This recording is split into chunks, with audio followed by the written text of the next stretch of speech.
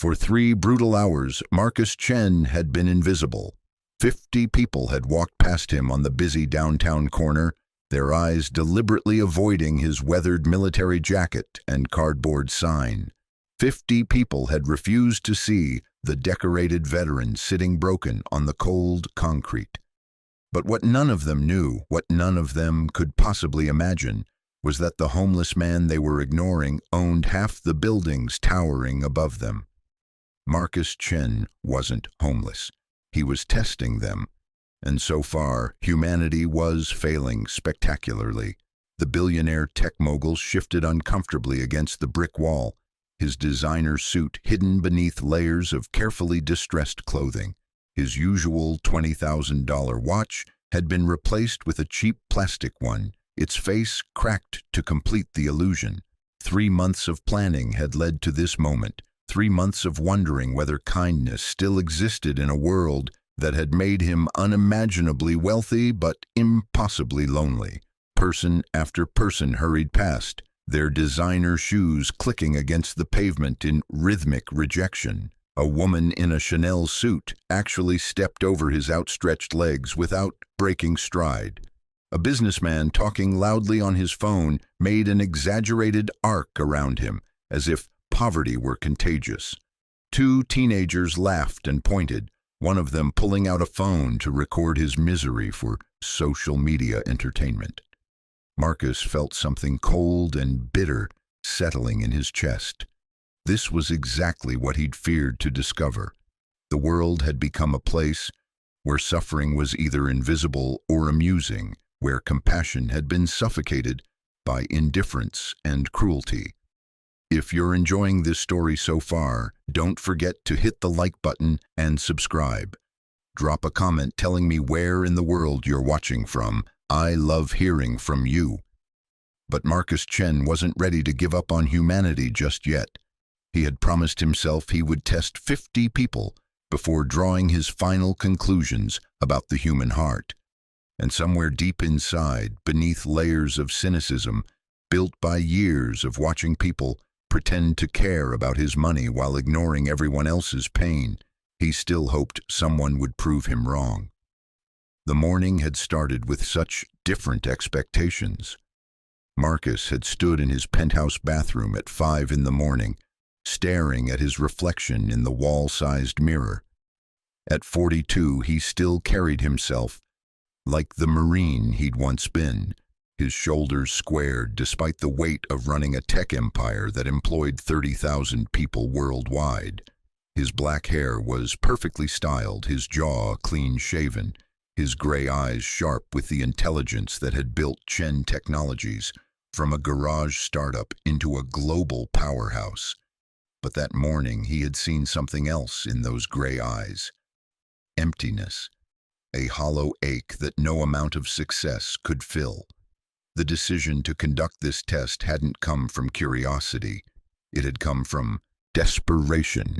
3 weeks earlier, Marcus had attended the funeral of his former sergeant, Tommy Rodriguez, a man who had saved his life twice in Afghanistan.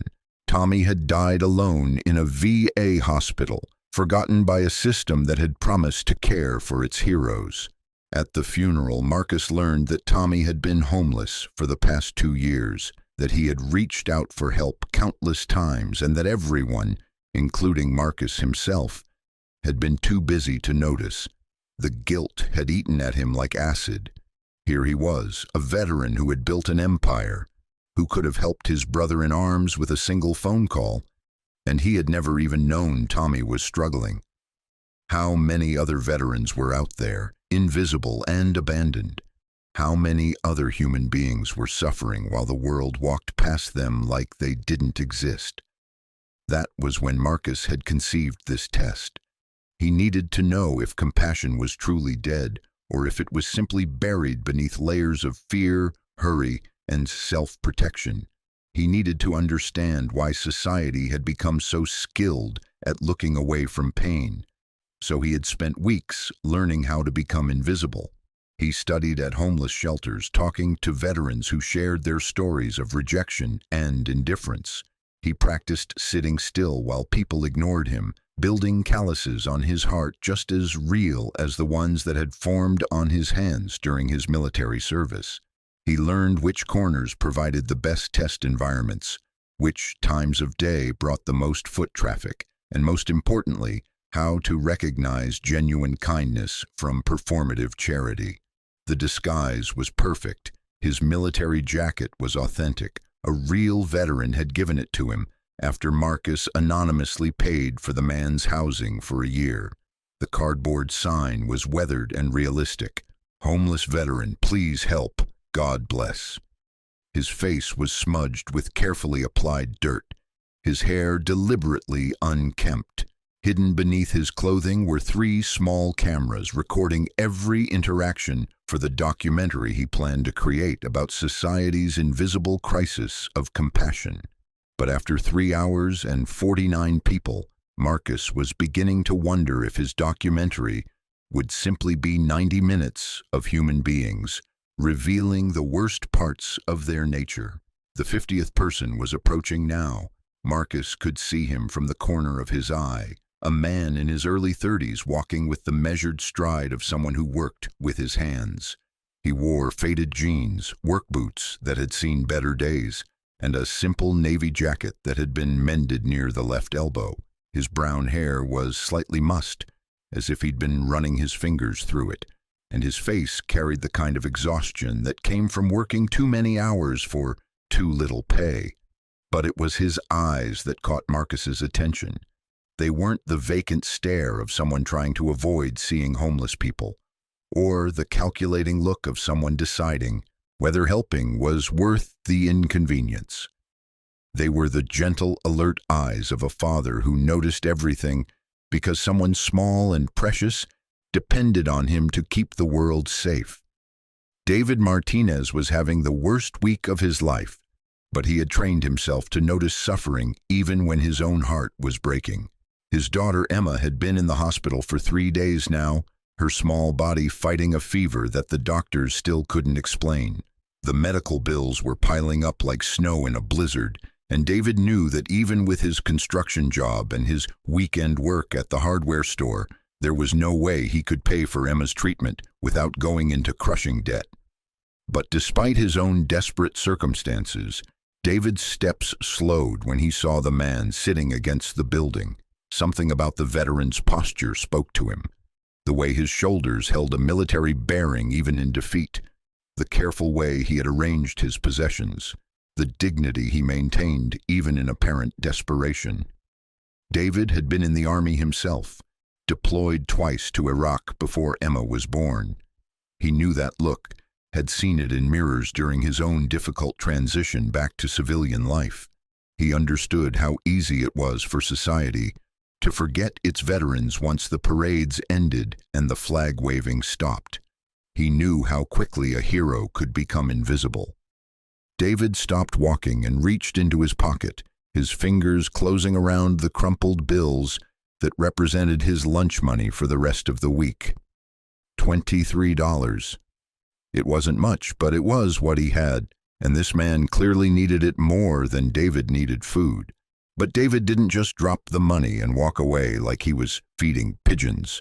Instead, he crouched down so that he was at eye level with the homeless veteran, his voice gentle and respectful. "Sir, what's your name?" Marcus blinked, startled by the question. In 3 hours, only one other person had spoken to him directly, and that had been to tell him to move along because he was making customers uncomfortable. No one had asked his name. No one had looked him in the eyes. "Marcus," he said, his voice hoarse from hours of silence. "I'm David," the younger man replied, extending his hand for a firm handshake. "Thank you for your service, Marcus. I was Army myself. 2 tours in Iraq." Marcus felt something shift inside his chest, a crack forming in the wall he had built around his heart. This man wasn't just being polite or politically correct. He was offering genuine recognition, veteran to veteran, human being to human being. "What unit?" Marcus found himself asking, drawn into the first real conversation he'd had all day. "3rd Infantry Division," David replied. You? Marines, 2nd Battalion, 1st Marines, Marcus said, and saw immediate respect flicker in David's eyes. Rough deployments, David said simply, and Marcus knew that this man understood the weight those words carried. David reached into his pocket and pulled out the small collection of crumpled bills. I know it's not much, but I wanted you to have this. Marcus stared at the money in David's hand. $23 that had been carefully counted and recounted. Bills that had been folded and unfolded so many times they were soft as fabric. This wasn't charity given from abundance. This was sacrifice offered from scarcity. This was a man who clearly had his own struggles, choosing to share what little he had. You don't have to, Marcus started, but David was already pressing the money into his palm. We take care of each other, David said firmly. That doesn't change just because we're back home. But David wasn't finished. Instead of walking away after giving the money, he sat down on the concrete beside Marcus, apparently unbothered by the dirt or the strange looks from passing pedestrians. How long have you been out here? David asked. Marcus struggled with how to answer. The truth was complicated, but the emotion behind the question was so genuine that he found himself wanting to give an honest response. Too long, he said finally. Sometimes I wonder if anyone remembers that we exist. David nodded, his expression pained. I went through a rough patch myself a few years back. After my wife died, I almost lost everything. If it wasn't for my daughter, I might have ended up where you are now. Marcus felt his throat tighten.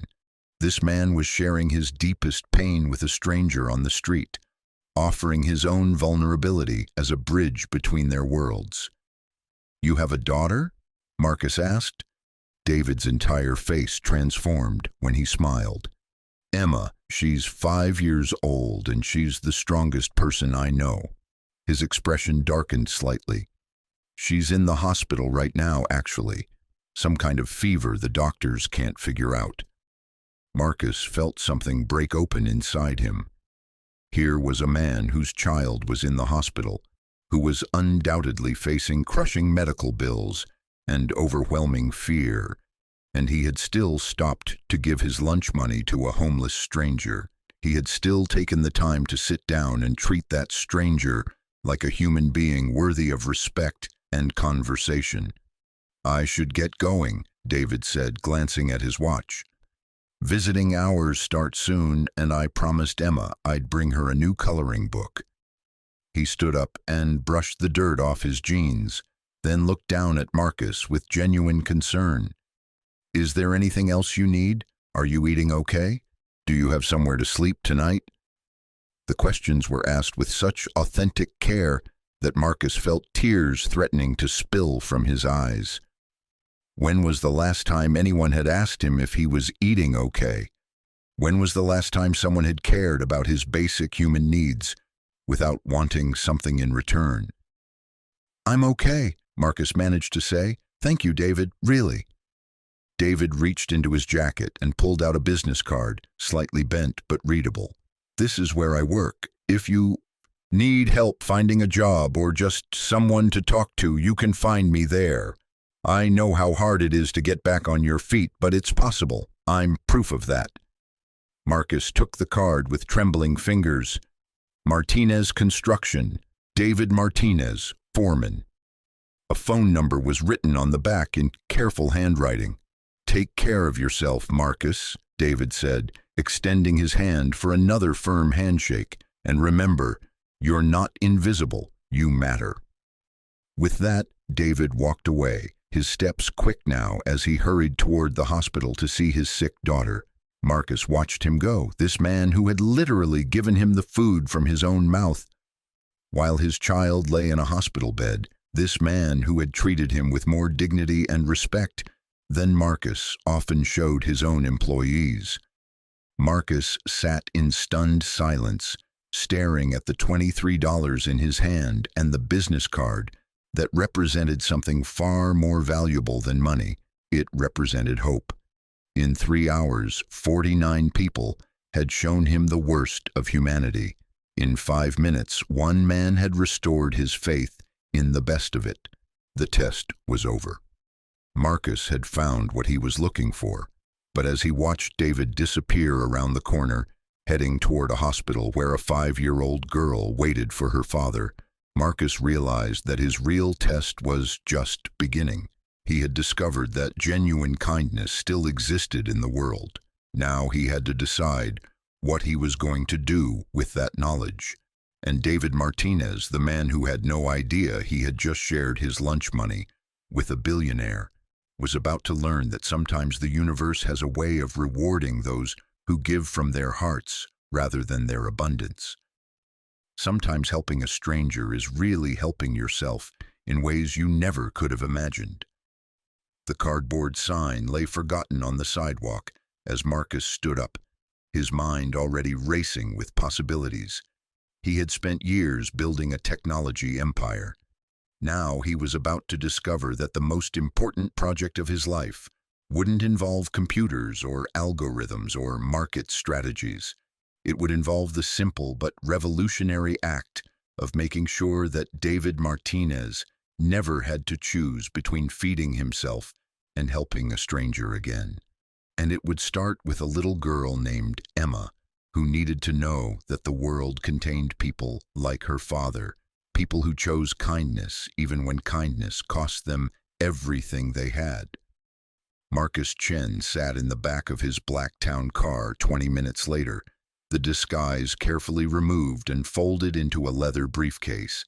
His usual sharp suit had been waiting for him in the vehicle, along with his assistant Sarah Kim, who held a tablet displaying his afternoon schedule. But Marcus wasn't thinking about board meetings or quarterly reports. His mind was completely occupied by a 5-year-old girl named Emma and the father who had given away his last $23 to help a stranger. "Cancel everything for the rest of the week," Marcus said quietly, his gray eyes still focused on the business card David had pressed into his palm. Sarah's eyebrows shot up. "Sir, you have the Henderson merger tomorrow and the investors' presentation on Thursday. These meetings have been scheduled for months." "Reschedule them," Marcus said firmly, "and I need you to research someone for me. David Martinez works for Martinez Construction." He handed her the business card. "I want to know everything, his background, his family situation, his finances, everything, but be discreet about it." Sarah took the card, her expression carefully neutral. In the 5 years she'd worked for Marcus, she had learned not to question his sudden shifts in priority. The man who had built a tech empire from nothing often operated on instincts that seemed strange to others but invariably proved correct. "How detailed should this research be, Mr. Chen?" "I want to know how much his daughter's medical bills are costing him.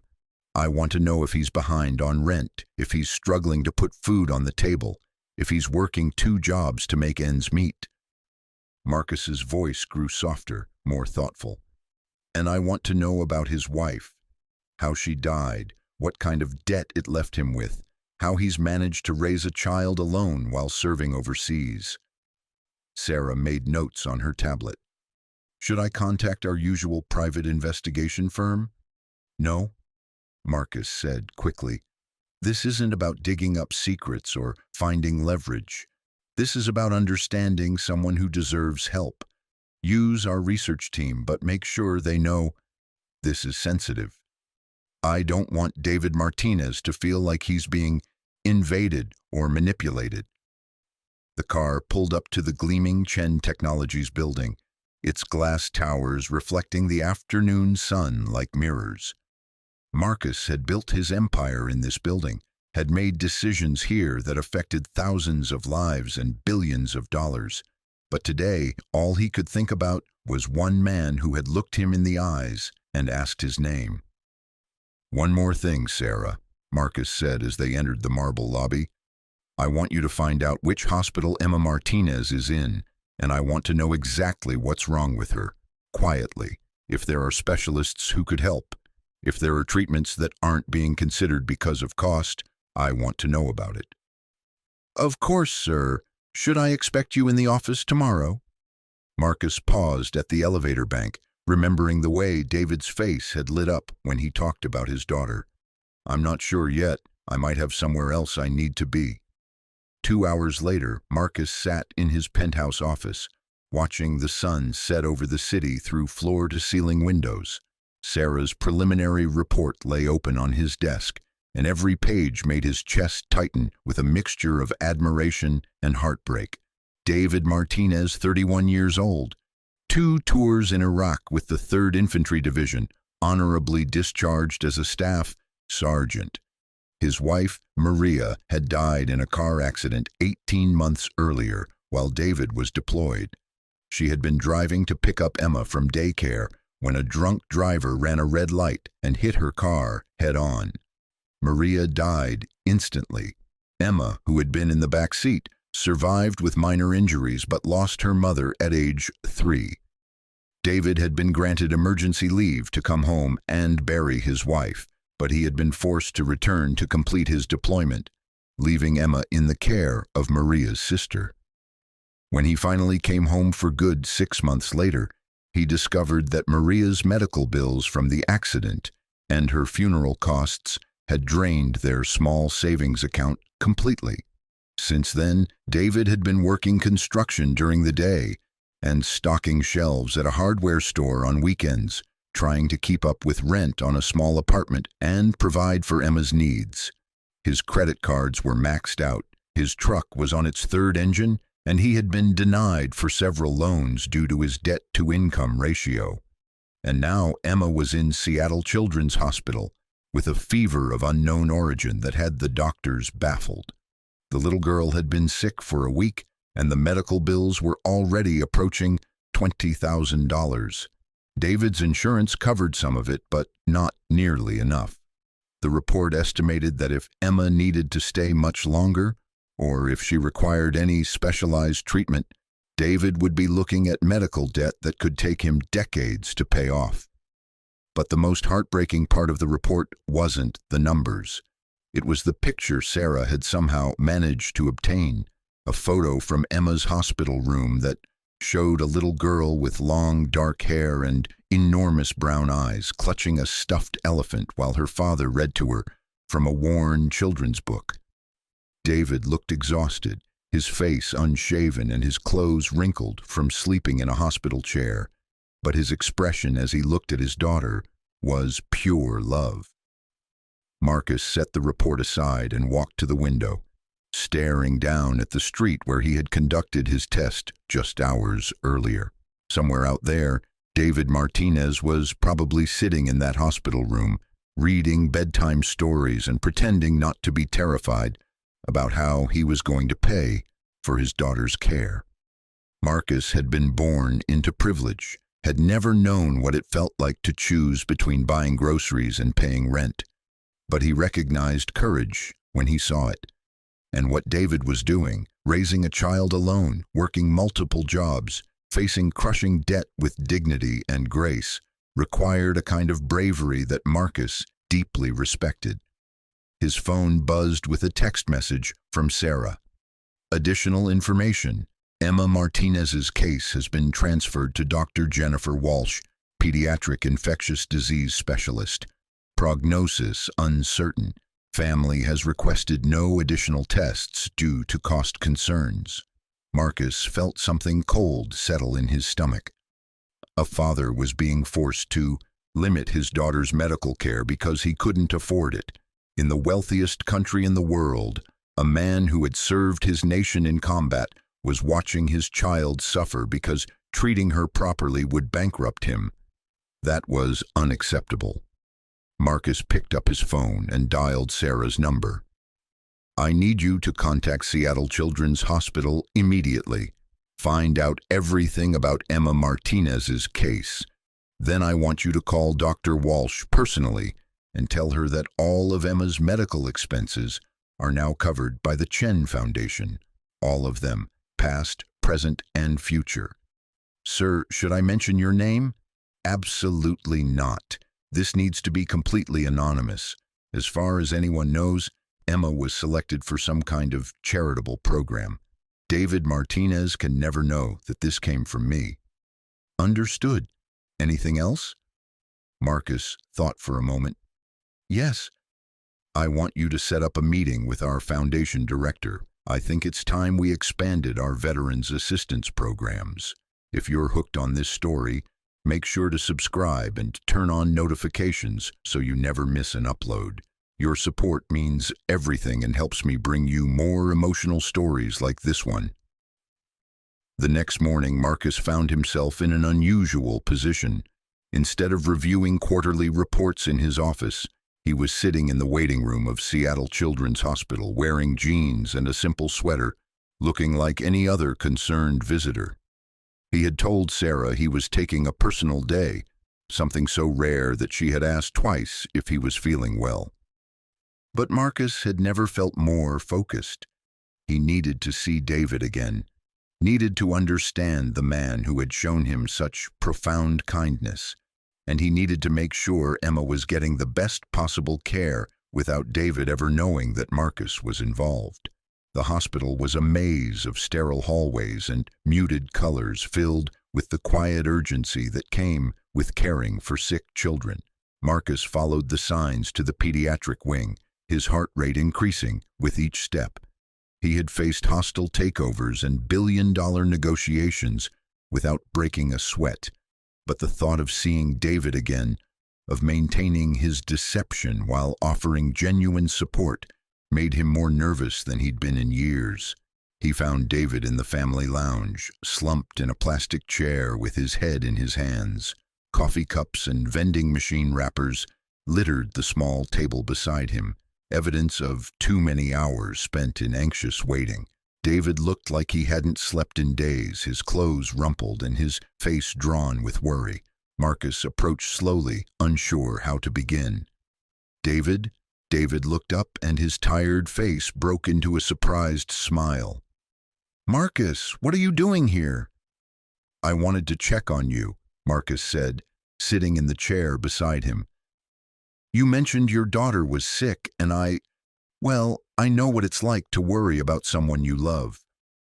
David's expression softened. That's incredibly kind of you.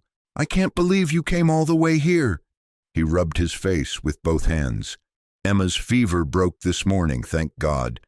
The doctors say she's responding well to treatment. That's wonderful news, Marcus said, and the relief in his voice was completely genuine. How are you holding up? David let out a shaky laugh. Honestly, I'm barely holding it together. This place, he gestured around the hospital. It's expensive, really expensive. I keep thinking about how I'm going to pay for all this, and then I feel guilty for thinking about money when my daughter is sick. Marcus felt his heart clench.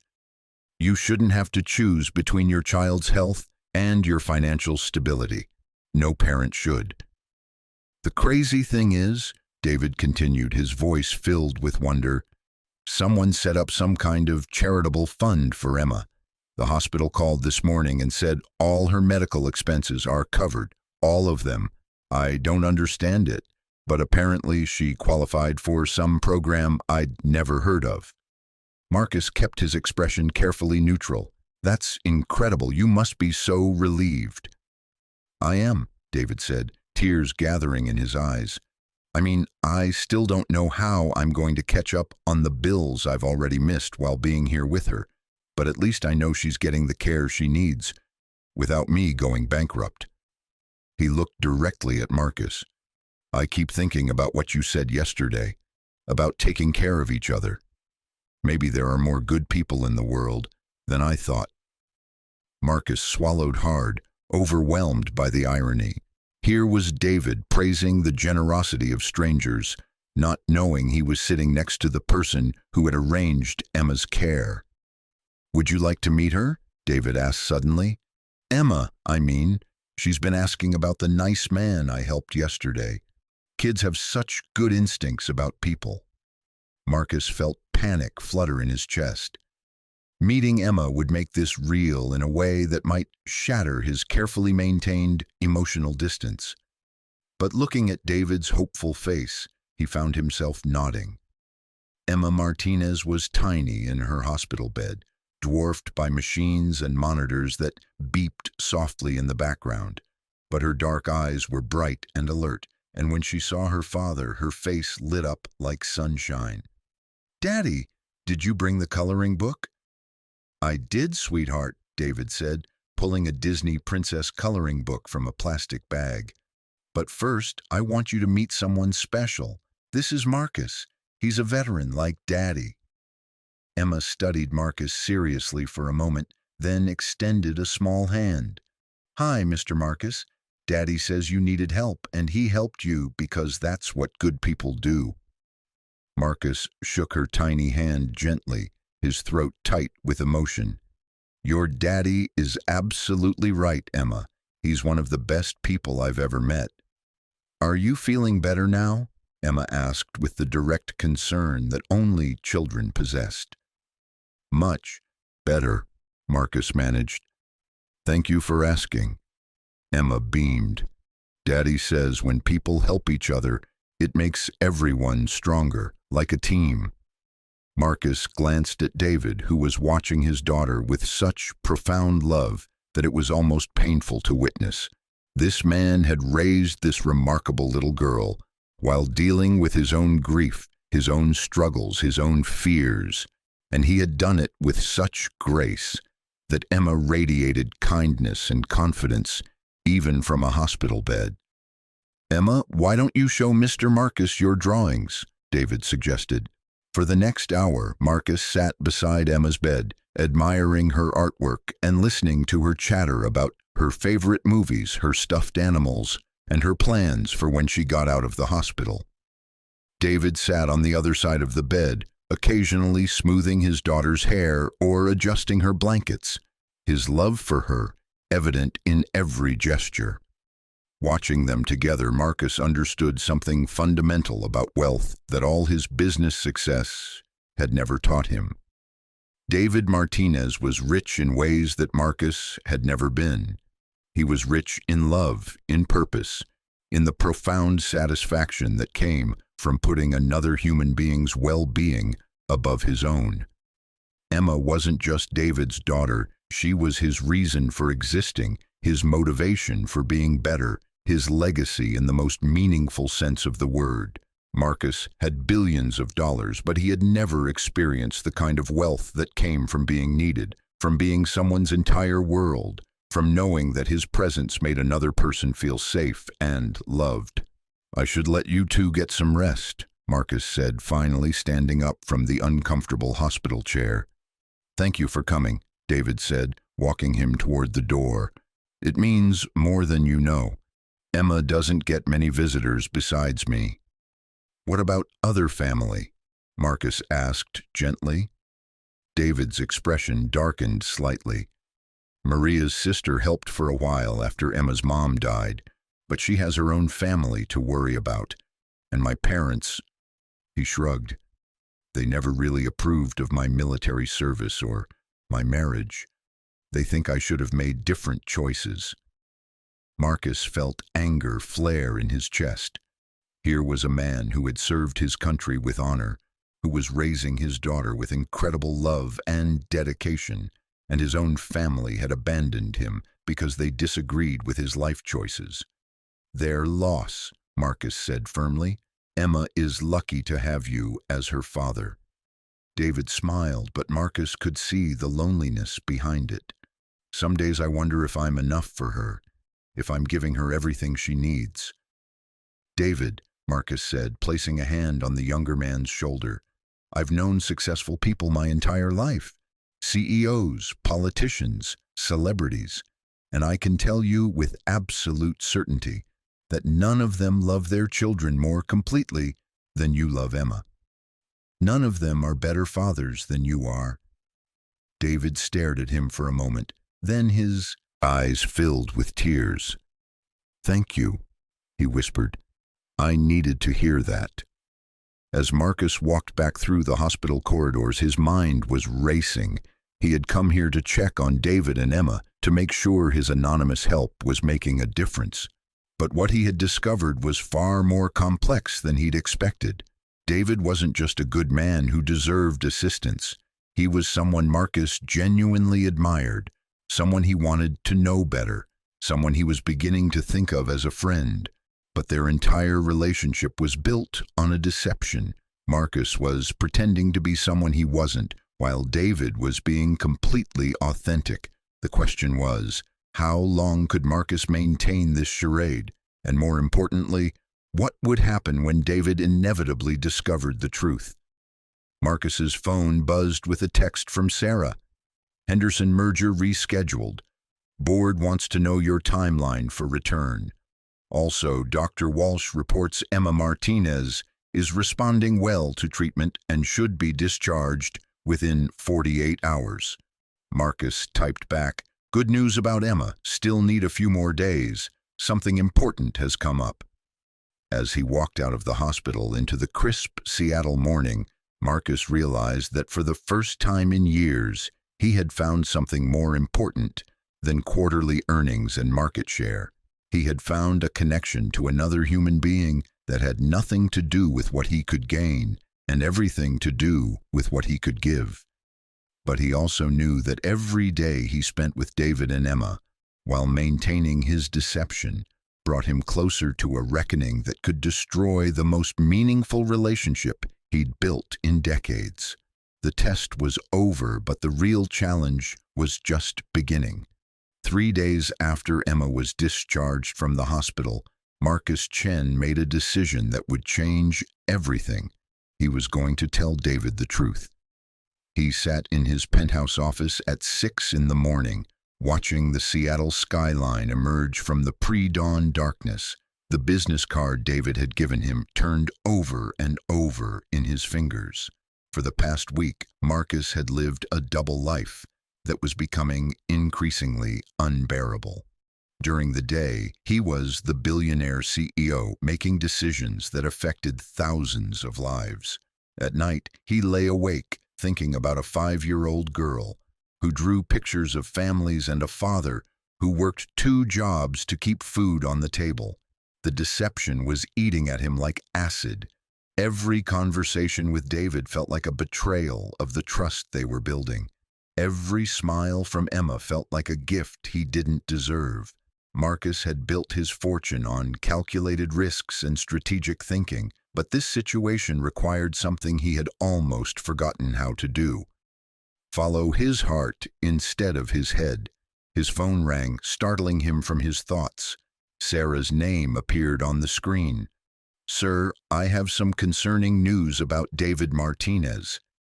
Marcus felt his stomach drop. "What kind of concerning news?" "He's been let go from Martinez Construction.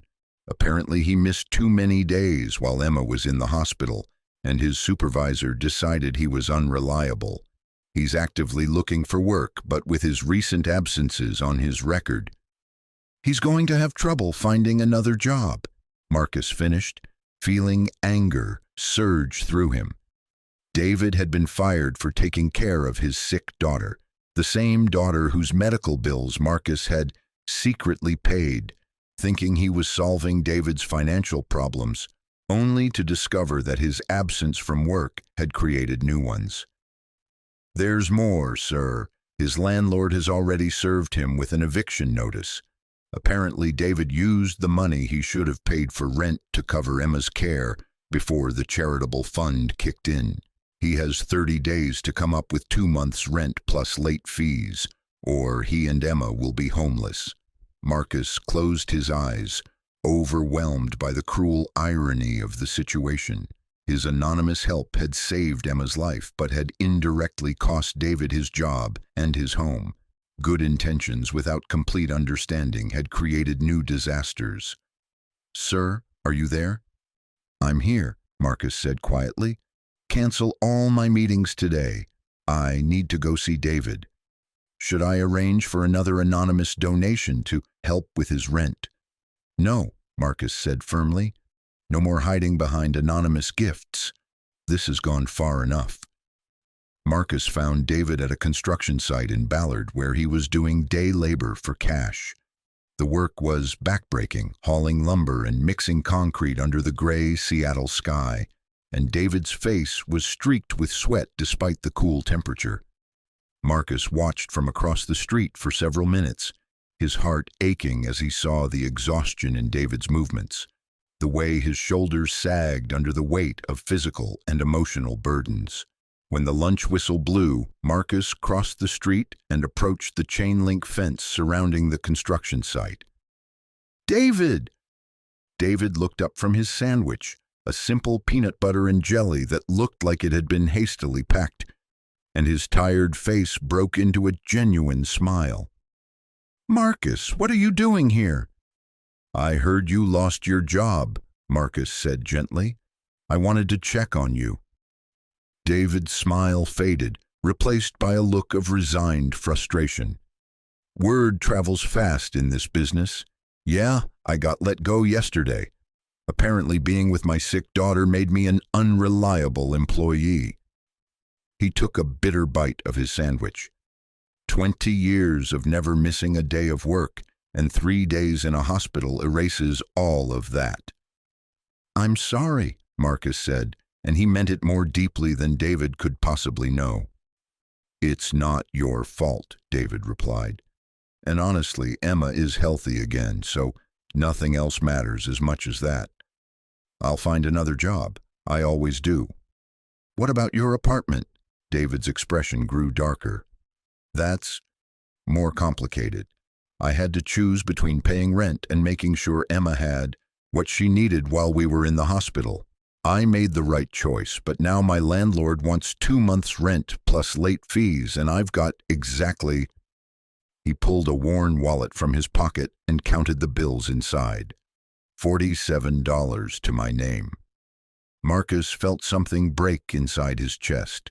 Here was a man who had given him $23 when he thought Marcus was homeless, and now David had less than $50 left in the world. "David," Marcus said carefully, "what if I told you I might be able to help? Not with money, but with connections. I know people in construction, people who value character over perfect attendance records." David looked at him skeptically. "No offense, Marcus, but you're homeless yourself. How could you have connections in construction?" And there it was, the moment of truth that Marcus had been dreading and anticipating in equal measure. He could continue the deception, make up some story about knowing people from his past, or he could trust David with the truth and risk losing the most authentic relationship he'd ever had. Marcus took a deep breath. "David, I need to tell you something important, and I need you to listen to the whole story before you react." Something in Marcus's tone must have warned David that this was serious because his expression grew wary. "Okay, I'm listening." "My name is Marcus Chen," Marcus began, "and I'm not homeless. I never was." David stared at him blankly for a moment, as if the words didn't make sense. "What do you mean?" "I mean, I was conducting an experiment, a test. I wanted to know if genuine kindness still existed in the world, so I disguised myself as a homeless veteran and sat on street corners to see how people would react." David's face went through a series of expressions: confusion, disbelief, and then something that looked like hurt. "You were testing people?" 49 people walked past me that day without even acknowledging I existed," Marcus continued, his voice growing more urgent. 49 people treated me like I was invisible, like I was less than human. And then you stopped. You looked me in the eyes, you asked my name, you gave me money you couldn't afford to give, and you treated me with respect and dignity." David stood up abruptly, his lunch forgotten. "So this whole thing, our friendship, it was all based on a lie?" "No," Marcus said quickly. "David, please listen. Yes, I lied about being homeless, but everything else has been real. My respect for you, my admiration for how you've raised Emma, my gratitude for the kindness you showed me, all of that is completely genuine." "Your gratitude," David repeated, his voice growing cold. Right. What exactly are you grateful for? The entertainment value of watching poor people be decent to each other? Marcus felt panic rising in his chest. This conversation was spiraling away from him, and he could see the trust draining from David's eyes with every word. David, you don't understand. I'm Marcus Chen. I own Chen Technologies. I'm a billionaire. David laughed, but there was no humor in the sound. Of course you are, and I'm sure that makes this whole thing even funnier to you. The poor, single dad who gave his lunch money to a rich man playing dress-up. It's not like that, Marcus said desperately. David, I'm the one who paid for Emma's medical bills. The anonymous charitable fund. That was me. I set it up the day after we met because I couldn't stand the thought of you having to choose between your daughter's health and your financial survival. David went very still. What did you just say? The hospital bills, all of Emma's medical expenses. I paid for them. I've been trying to help you, but I didn't know how to do it without revealing who I was. For a long moment, David just stared at him. Then his expression shifted from hurt to something much worse, humiliation and anger. You paid my daughter's medical bills, David said slowly, without asking me, without even telling me who you were. I was trying to help. You were trying to feel good about yourself, David cut him off. You were treating me like a charity case, like some kind of project you could fix to make yourself feel better about your wealth. That's not true, Marcus protested. I genuinely care about you and Emma. Care about us? David's voice rose. You've been lying to me for a week. You've been pretending to be someone you're not while secretly pulling strings behind my back. How is that caring? Several construction workers had noticed the confrontation and were watching curiously. David seemed to realize they had an audience and lowered his voice, but his anger was still palpable. Do you have any idea how humiliating this is? David asked quietly. I thought I was helping someone in need. I thought we were building a friendship based on mutual respect, but the whole time you were just, what? Studying me? Observing the poor people in their natural habitat? David, please. And now I find out that every good thing that's happened to my family lately has been because of you. Emma's medical bills, probably other things I don't even know about. How much of my life have you been manipulating? Marcus felt tears stinging his eyes. I wasn't manipulating anything. I was trying to help because you showed me something I thought didn't exist anymore. You showed me genuine kindness, and it changed my entire perspective on what matters in life. Your perspective, David repeated bitterly. Right. Well, I'm glad my poverty and desperation could provide you with some kind of spiritual awakening. It wasn't like that, Marcus said, but even as he spoke, he could hear how his actions must look from David's perspective. A wealthy man playing games with people's lives, using his resources to manipulate situations and outcomes without anyone's knowledge or consent. David shook his head. I need you to leave me alone, Marcus. Or Mr. Chen, whoever you really are. I don't want your money, your connections, or your help. I'll figure out how to take care of my daughter without being anyone's charity case. David, wait, Marcus called out, as David turned to walk away. Let me explain. Let me make this right. David stopped and turned back, his expression sad rather than angry now. You want to make this right? Then leave us alone. Stop trying to fix our lives from behind the scenes.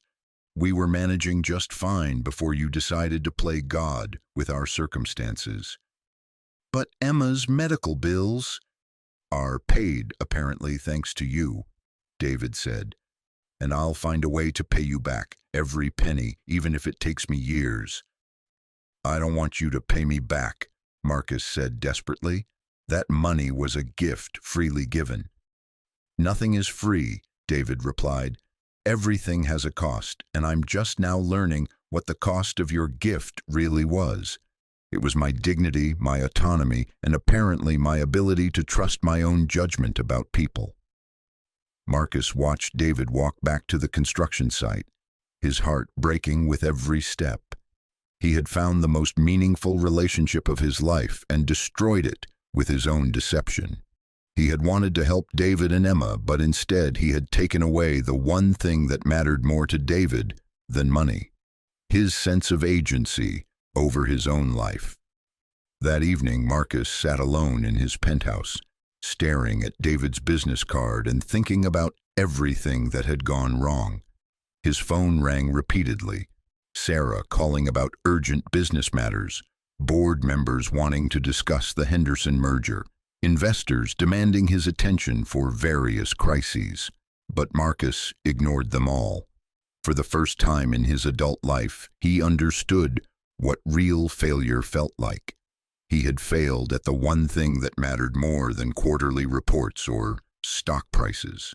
He had failed at being a genuine friend to someone who deserved nothing but honesty and respect. But as Marcus sat there in the growing darkness, watching the city lights twinkle below, he realized that this wasn't the end of the story. It was the beginning of the hardest chapter, the part where he had to figure out how to earn back David's trust, not through money or anonymous gifts, but through consistent, honest action that respected David's dignity and autonomy.